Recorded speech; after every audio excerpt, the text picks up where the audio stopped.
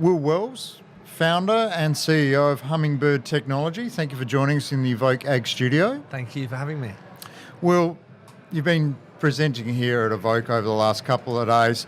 What's the one thing you would hope delegates will take away from what you've spoken about? I think I would like delegates to take away that Hummingbird really is a leader in artificial intelligence. Many of the complex problems we're trying to solve on farm today relating to disease and weeds can only really be unlocked through complex remote sensing, modeling, algorithms, and true AI. And it's very exciting.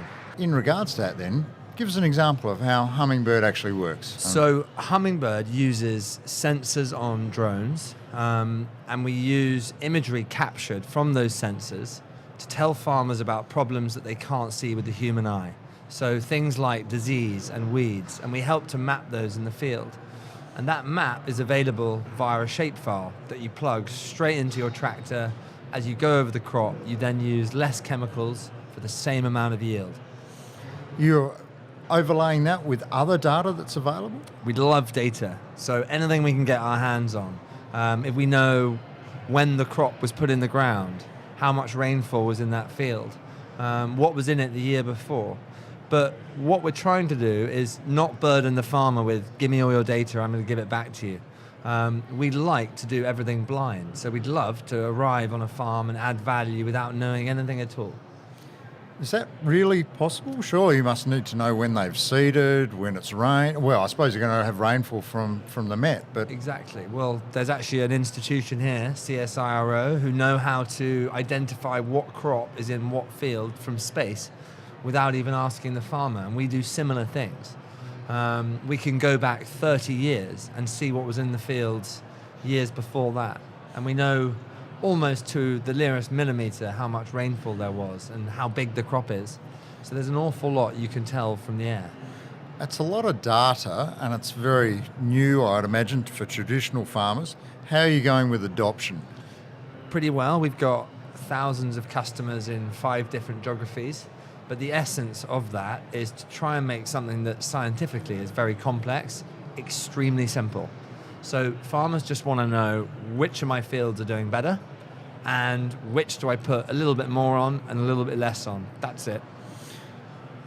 How are you going then in terms of success? What sort of quantifiable differences are you seeing by applying AI to a paddock? Sure. I mean, we'd love to say that every field we go to, we charge $5 a hectare for, and we're saving 20 to 50. That's the ROI that we go for. But to us, the biggest success can be measured in customer retention. So we've got 95% retention.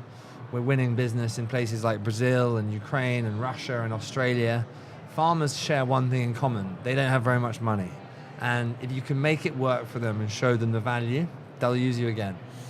You're saying you're having overseas success. You started off in England. Sure. How you managed to make that jump? I'm assuming you've attracted investors, backers. Yes.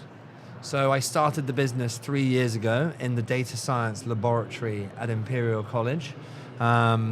We were very lucky to have investment from people like Sir James Dyson, Google, Li Ka-shing in Hong Kong.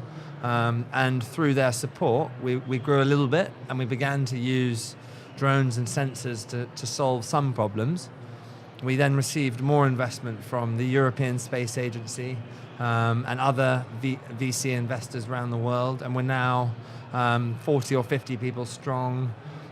We are making money, but clearly it involves a huge upfront investment, but we're all in. So, in terms of the drone application to harvest the data, I assume that's pretty hands-on. I mean, you wouldn't be running commercial-sized drones. There would be still an operator on the ground coming out and surveying paddocks, is it? That's true. It's different everywhere, though. So some of our farmers fly their own drones. Sometimes the farms are so big that we can use a large drone, effectively like an unmanned plane, to cover 10,000 hectares in one flight. Now, the biggest problem in Australia is the eagles. And I don't mean the band. No, they like attacking drones. They do like attacking drones. We use planes, we use satellites. We're an imagery analytics business. So we don't really mind where it comes from, but you're correct in that the data collection is the biggest hurdle, the biggest challenge, and it's sort of where everything goes wrong. Is it a big upfront cost, though, for a primary producer to say, I want you to come and scan my property? Not really. I mean, starting point is $1 or $2 per hectare. And if you can show people the value, then it's a nice conversation to have. You go bowling in and say, I'm charging you $100 a hectare and I've got no case studies, then you're not going to get much luck. Do you think technologies like this are going to be the difference between producers who thrive and survive and those who don't 10, 15 years down the track? Absolutely. But I also think in the meantime, technologies like this are going to be able to enable the entire industry to become more sustainable, to improve the transparency between what we eat and how it was produced, and those growers that adopt technology and use it to their advantage should get a competitive advantage against their peers. They'll be able to produce more for less, but they'll be able to do it in a way that's higher quality and more sustainable. Just taking one step back, you said you've achieved all of this in 3 years. That's Yes. quite a remarkable success curve. Is it the technology, or are you just the right backers, or a combination? Look, we move at a fast pace, but so does the technology around us. My team here are kind of 18-hour a day. Some of them grew up on farms. They're used to the hours, but we are in a hurry because we want to get a first mover advantage globally. I mean, there are huge prizes for businesses that get this right and solve it on a global scale. But we've had a bit of luck. We've had some good backing. We've hopefully focused on small, narrow areas of crop management that are in big pain. But we can't take anything for granted, and bigger companies than us have fallen flat on their face overnight. What would you be telling some of the startups that are here trying to get their foot in the door and trying to get themselves up the next rung in the ladder? I mean, force your product out onto the market and get the feedback and do it commercially and in a real life scenario. No matter how bad the feedback is, no matter how tough it is, there's no substitute for that trial and error product development to get it right. Having said that, it does require the industry to get behind these startups as well.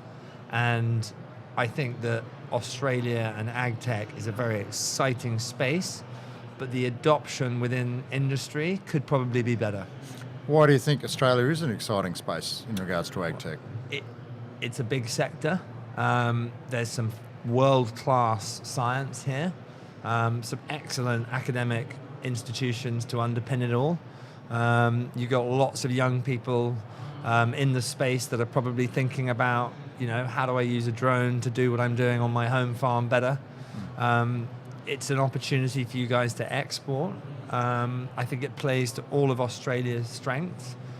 But I'd also say that there is a consciousness of climate change and weather and other adverse kind of variables that I don't see in the UK. I mean, the UK is not a nice place to be at the moment in terms of Brexit and the rain, and you guys are thinking about global sustainability in quite a progressive way, I think.